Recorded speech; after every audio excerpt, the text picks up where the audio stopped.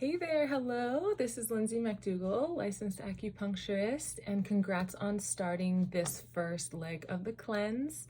I'm so excited for you. You're going to do totally awesome, and I have everything that you would need for support. And this video is going to be about how do you support yourself with such a big change. And the reason why we put ourselves in uncomfortable positions is so that we can grow and learn something new about ourselves, develop more skills, and figure out a more approachable way to help ourselves into a better situation to achieve our goals.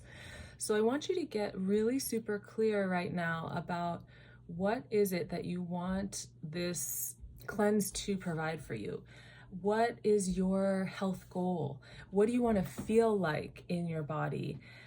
What all started all of this? And I would take a journal and write out some of the things that you're feeling, some of the things you're thinking about.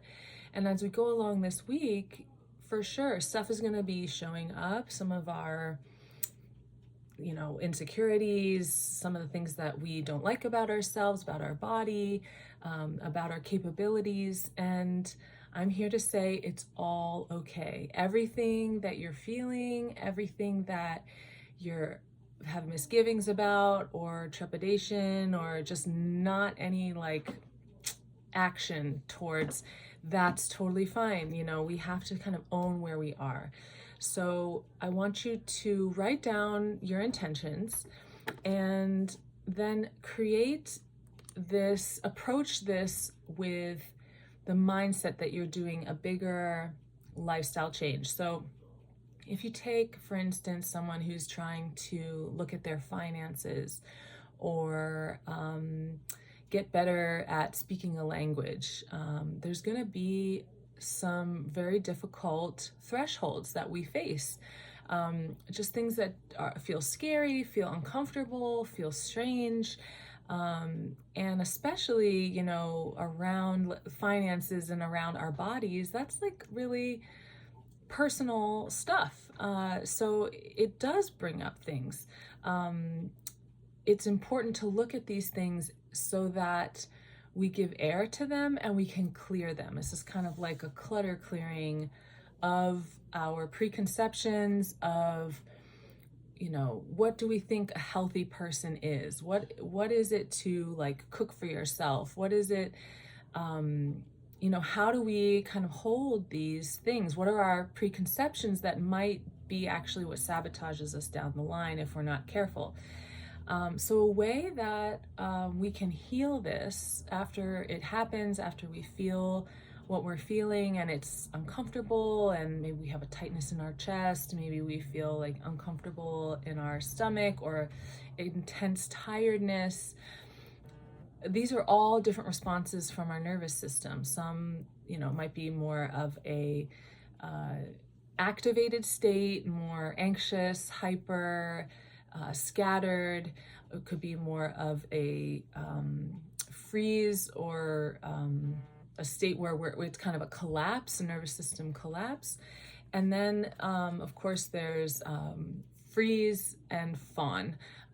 So, maybe we go into pleasing other people instead of ourselves and kind of try to put ourselves again on the back burner. So just notice what comes up, what feeling you have in your body, and realize this is your body's natural mechanism to keep you safe. It's actually your body helping you out, saying, okay, this is new territory.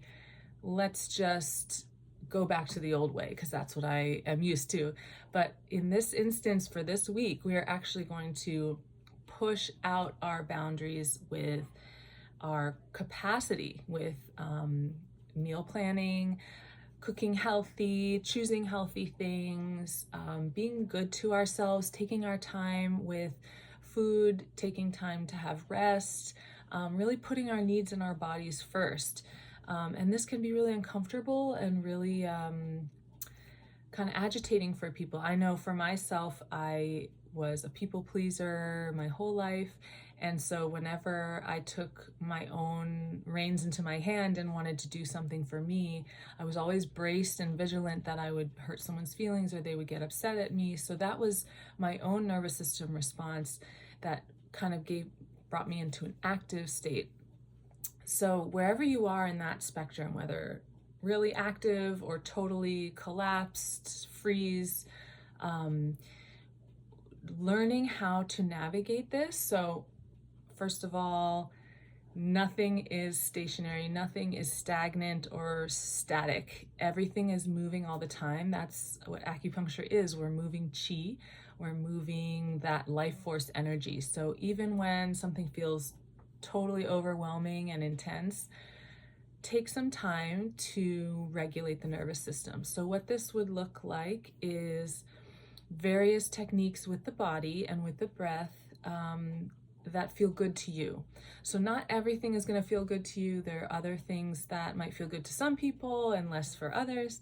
But one of the ones I really like, so when I'm feeling in that nervous, agitated or overwhelmed state, I like to focus in on my breath. I like to bring my attention into my heart and breathe into my heart. And then I might also do what's known as havening, which is a really nice and slow touch of the arms of the body to remind yourself, okay, I'm here, I'm in this present moment. It feels really like nourishing and wonderful to use touch as a way to calm our nervous system. There's also crossing the midline. We can do taps on either shoulder to remind us and remind our brain. Another favorite one that I really like is bringing our thumbs out to the front and then opening our arms wide until we see our thumbs kind of in our periphery, and then bring it back to center again. So widening our scope of our eyes is one very effective technique to get out of fight or flight, because in fight or flight, our vision gets very pigeonholed because we're just looking at the threat, we're looking at how to get out of it. So kind of tricking the body into thinking that it's in a safe place, which it is. We're not running from the bears in the woods anymore. We can start to titrate our nervous system for greater and greater and greater capacities of healing. So you can come up with any kind of version of this. Some people like to take walks when they're feeling stressed. Some people like to get in the kitchen and cook or go out and garden or be around an animal to help regulate to nature, to mammalian chi of the animal. Anything that feels good to you is the one you want to use. So the ones that I described, there's naming 4 things in your environment. There's journaling, if that's something that comes easily to you. Walking, exercise, calling up a friend, all of these things help. In the moment, if we're at the grocery store, for instance, we can focus on our breath. We can do a little bit of tapping. Hopefully nobody looks at you funny, but if you're in like a state, this is a great time to do it. Tapping is something really awesome. The emotional feeling technique, I believe is what's called, EFT, and you can tap the entry exit points on the body and allow yourself to, as you're tapping, speak out what's bothering you, what you're feeling upset about, and then continue tapping as you bring in more conscious awareness to the feelings that you want to feel. And all of this helps to galvanize an awareness and a clearing. So it's just like we need to weed the garden, we need to clutter clear our fridges or our, create some space so that we can start to organize. That's essentially what we're doing on a subtle level with the emotions. So I wanted to bring this forward, and hopefully it helps, and you can connect in with yourself. And then overall, you know, going through this cleanse is just a week. There's 2 meal prep days. You have protein every day, a shake for breakfast. So as long as you're eating within the parameters of no sugars, no processed sugars, no caffeine, no lentils or chickpeas, but really just focusing on fruits, berries, greens, seaweed, you know, things that are not processed and really green, and you'll find a lot of success. So take it easy, be easy on yourself. Everything you're feeling is okay. And I am just so excited for you to dive into this process. I've been where you've been, and I know the feelings of how different it can feel. But you've got this, and this is all part of the process. Okay, best of luck and great job.